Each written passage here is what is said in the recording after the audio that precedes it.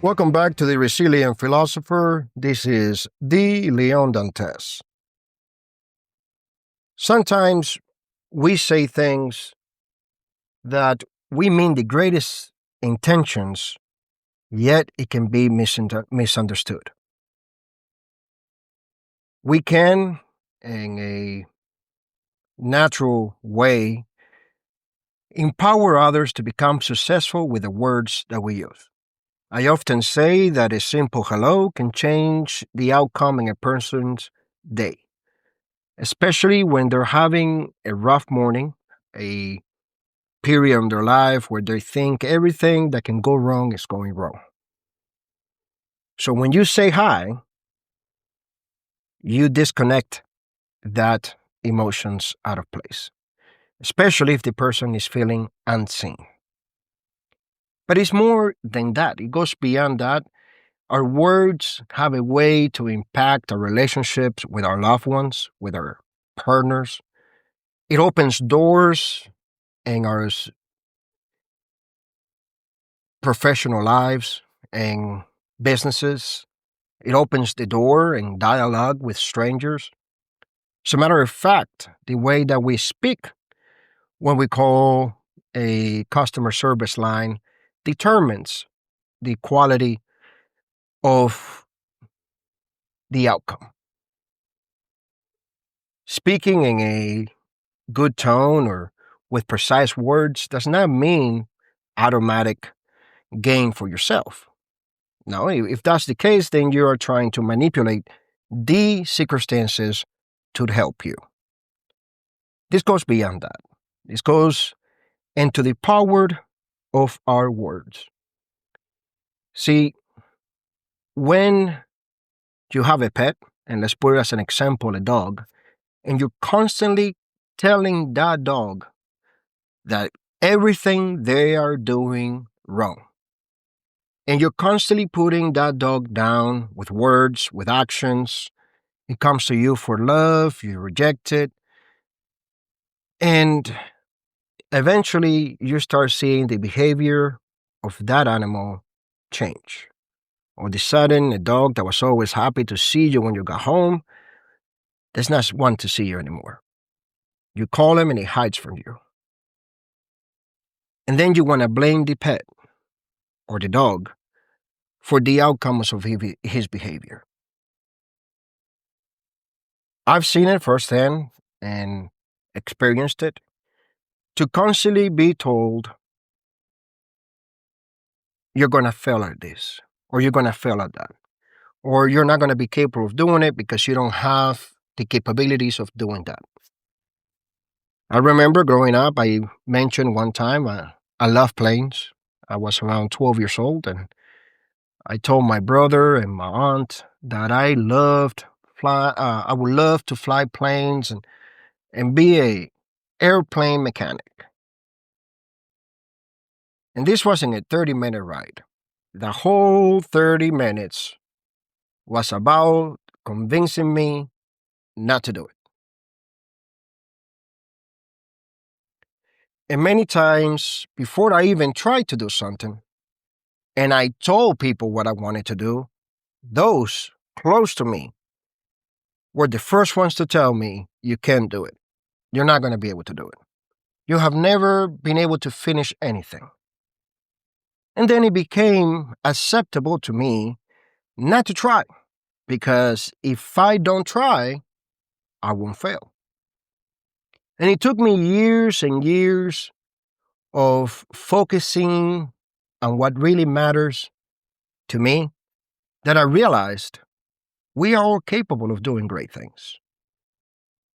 And as a matter of fact, I've spoken about this and written about this many times, that it takes the same amount of energy and effort to fail as it is to succeed. And maybe you have heard it in school growing up, that it is easier to keep an A than to get an F, because in order to get an F, you have to do absolutely nothing. And I can tell you that's true. And I can tell you that in your personal life, when you are taught that you're not capable of accomplishing what you start, it will influence your relationships romantically and personally, especially when you start hitting your early adulthood and you start seeing your friends become successful, and the same family members, the same friends that always doubted you, are now talking about how well their other person or other people are doing that are the same age around as you. And that hurts. That hurts, in my case, in a different way. I enjoy the success that other people have. I've always have. I've learned early in my childhood that when you criticize or when you point out the success of others in a demeaning way is a projection of your own failures. So I always enjoy seeing my friends succeed. I always enjoyed seeing them date the most beautiful girl or get accomplishments in school. But I didn't. I was not a straight A student. Why? As a matter of fact, I dropped out in 10th grade because I didn't think I needed education. Yet, I was always reading. I was always observing the world around me. And it was because of my limited view on life that became my biggest obstacle to my own success. And it wasn't until I started making my own name, building my own reputation, that my life really started changing. And it wasn't until I moved away from the noise and I went to a different place, a different city, a different state, and I started living my life the way I wanted to. When I did that, it created my own legacy. All of a sudden, my last name was unknown. Therefore, the person was known. All of a sudden, I didn't have no friends, but I gained new ones. New ones that when they saw the capabilities that I have, they cherished it and they helped me build on it. And through further studying in psychology and philosophy and finding out that I myself suffer from mental health, that it helped me improve dramatically in life. And eventually, well, you've seen the outcome. I have become a writer. I have become an author. I have become a student of psychology and a philosopher, not academically, but by my life experience or my lived experience. And that of its own has been a great reward for myself, but it's not enough. It's not enough when you find success and you don't share it with others. And then there's the other side of the coin. What do you consider success? Great men have gone to great distance to prove that their success is in wealth. But the pursuit of wealth never ends. It doesn't matter if you have $1 million or two or three, you're always going to want to know what it feels to want more. Now, there's a key difference. There's no issue with wealth. There's no issue with success bringing wealth. Not at all. But it's the reason of why you're doing it. If you believe that your success is based on your wealth, you will never be successful enough because you're never going to have enough wealth. A perfect example of that is billionaires like Jeff Bezos and Elon Musk. Their pursuit for wealth and fame has not truly brought them happiness, because if it has, they would have stopped pursuing that. You would think that once you're worth $600 billion to $700 billion, that would equate your success in life. But instead, they keep going at it. They keep. And they forget one key aspect that we all need to remember. The only prerequisite to death is to be alive. If you pursue wealth as equivalent to your success and you're constantly trying to acquire more wealth to prove your success, to become more famous, you're living a vanity, an illusion, because at any given moment, you can die. And I remember a song from Tim McGraw that says, "To live like you were dying." That song has always resonated with me since I heard it because it's true. We don't truly know what we are capable of doing, what we have already in our life, until we're faced with the truth of losing everything we know. And then everything becomes valuable. Everything becomes success. And there's no greater wealth than knowing that you're helping the people around you, that you're helping the world change in a positive way. I could remember as back as I heard the name Warren Buffett, and that he was a billionaire, self-made, successful billionaire, Omaha's Oracle. And I would hear people say, what I would do for him to just give me $1 million. He has so much money.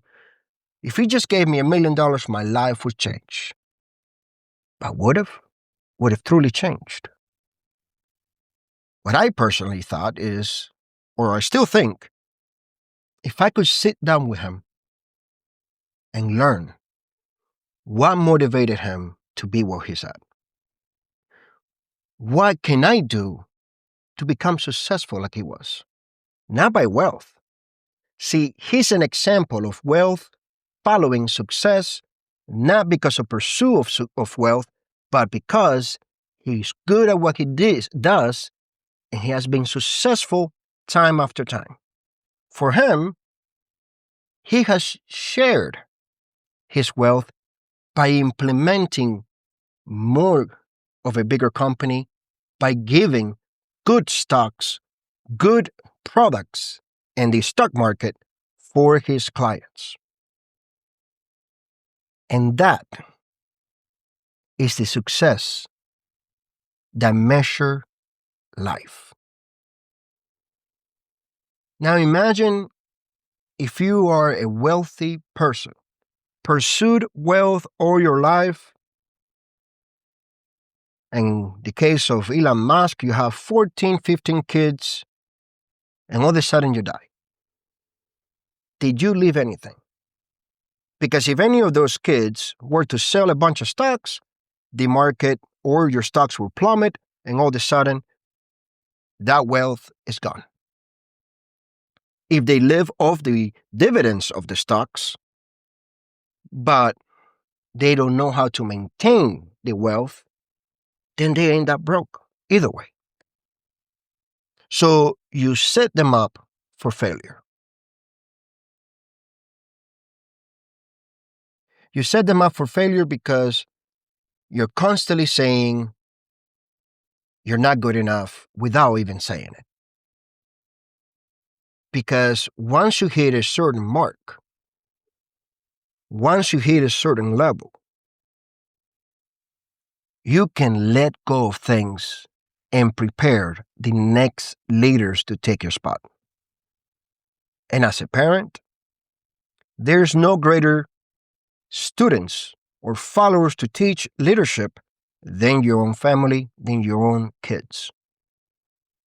So if Elon Musk truly wanted to show his legacy, to show his wealth through success, he would empower his own kids to become successful in their own terms, in their own industries.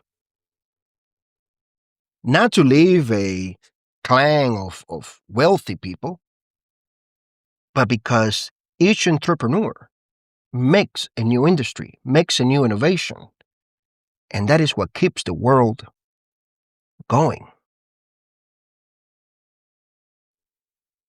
But remember those words that I used at the beginning? Remember the impact of the words of being dismissive? Well, as a leader, you have to keep that in mind. Because when you work in a team, your priority should be to empower your team.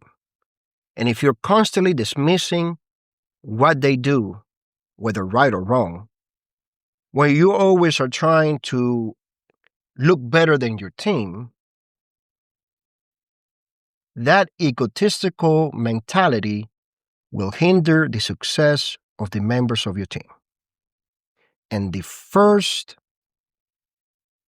quality that any leader should have is to empower others.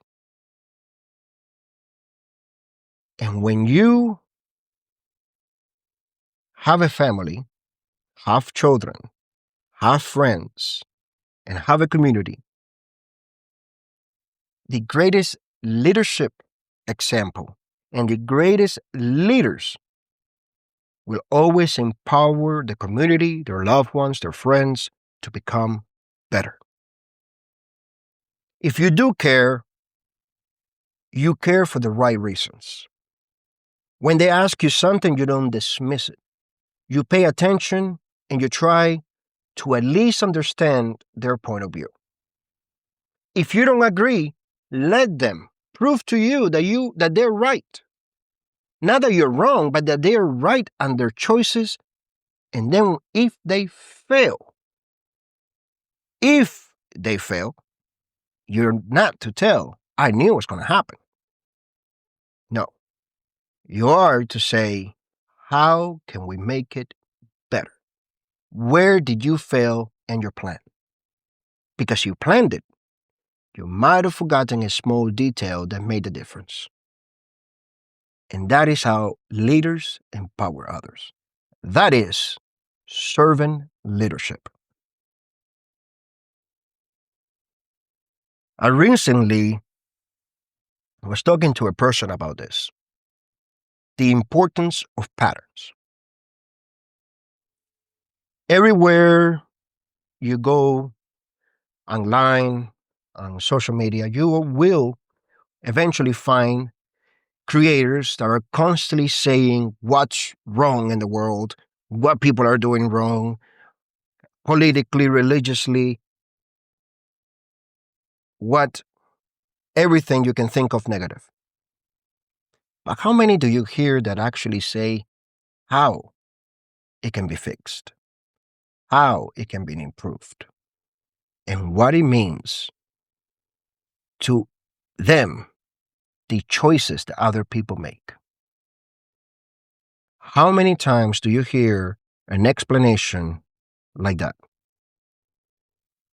And if you're religious and you believe in, for example, the Bible, you think of prophecies as something that might be certain to happen. But in reality, a prophecy is a recognition of patterns and is laid out for the reader of the philosophy, for the listener of the prophecy, to change their ways. It's not set in stone. It's not predestined to happen. But if I tell you, if you're riding a bicycle, not holding the hands of the handles, and you're laughing, and I see there's a bump, and I say, look, you're enjoying it, but there's a bump coming up, you better hold on to the handles, because if not, you will fall. It doesn't mean that you will fall. It simply means I am warning you. There is a pattern. And if that person at that moment grabs the handles and moves away from the obstacle, you shouldn't be mad. You did what you needed to do. It was not predestined to happen. You simply saw something ahead of other people and you were able to help them. And that in itself, again, is what serving leadership is. A leader that can see patterns and help the team overcome them becomes an essential member of the organization. A parent that is able to do the same, a cousin, a uncle, a father, whatever your position is within an organization, whether it is at home, at work, at church. The recognition of patterns is not that you're prophesizing the outcome. It is simply that you're wanting to help change a possible outcome. Nothing is certain in life. The only thing is certain is that we're born and we will eventually die. But what we do from the moment that we are born and the moment that we die is what matters. If we come into the world and we do not like the way it is, we ought to work in changing it. Not pointing out what is wrong.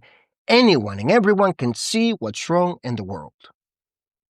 To simply talk about it is not going to fix the outcome. But to empower others, to empower a future generation that can accomplish what we didn't accomplish, that is the key. And if you feel like you can make a difference within your community, make the difference. Marcus Aurelius said, "Stop talking what a good man should be and be one." And I say, to lead is to serve by empowering others to become successful, to become even what you couldn't do. That is the goal that we all should have in life, according to my perspective. And if I am wrong, I welcome you to leave me a feedback and comments. And like always, the best way you can help the work that I do, the work that my family helps me to do, is by sharing our content, by commenting on it, and by visiting our website, visionleon.com. I have a total of 3 books available for free to download on the website. I have 2 books available on Audible. And most importantly, I'm trying to build a community within this platform of Podbean called the Resilient Philosopher Community, and also on YouTube called the Resilient Philosopher Podcast. It's a close channel of mine that I keep and always looking at, hoping to be able to continue the job that I'm doing because it matters. It matters in a time where noise is louder than silence and not in the best way that it should be. Remember, it doesn't matter what others think you can accomplish. What matters is what you know can be done to make a difference in a positive way for the world. And the first thing you got to do is to always show up for yourself. Until next week, this is Leon Dantes. Thank you for listening, and please share this episode.